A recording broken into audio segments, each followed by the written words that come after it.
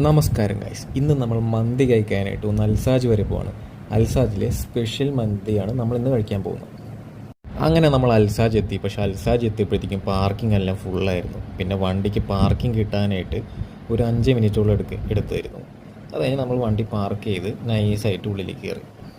അൽസാജ് എന്ന് പറയുമ്പോൾ നമുക്ക് എപ്പോഴും ഓർമ്മ വരുന്ന നല്ല കിടിലം ഫുഡുകളാണ്. അങ്ങനെ ഞങ്ങൾ അൽസാജിൻ്റെ ഉള്ളിൽ കയറി സൈഡ് സീറ്റ് കിട്ടാനായിട്ട് നമ്മൾ കുറച്ച് നേരം കാത്തിരുന്നു. ഈ ഫോട്ടോ എടുക്കുന്നവനൊരു വ്ളോഗറാണ്. ദിവൻ്റെയാണ് ഇന്ന് ചിലവ് വരുന്നത്. ദിവൻ കഴിക്കാൻ വേണ്ടി വന്നതാണ്. ഇവിടെ ഫുഡ് കിട്ടുമെന്ന് പറഞ്ഞാലും ദിവൻ ഓടിയെത്തിക്കളും. അതാണ് ഇവൻ്റെ ഒരു പ്രത്യേകത.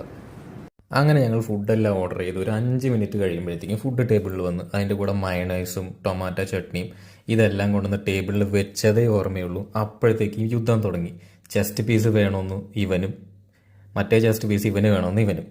അങ്ങനെ രണ്ടുപേരും ഒരു യുദ്ധം കഴിഞ്ഞ് എങ്ങനെയൊക്കെയോ ചെസ്റ്റ് പീസ് എടുത്ത് കൈ പിടിച്ച്. അങ്ങനെ ചെസ്റ്റ് പീസ് എല്ലാം കഴിഞ്ഞ് ബാക്കി വന്ന ലെഗ് പീസും കുറച്ച് റൈസും അതിൻ്റെ കൂടെ കുറച്ച് മയണൈസും കുറച്ച് സാലഡും പിന്നെ ചിക്കൻ്റെ ഒരു പീസൊക്കെ വെച്ച് കഴിച്ചു നോക്കി.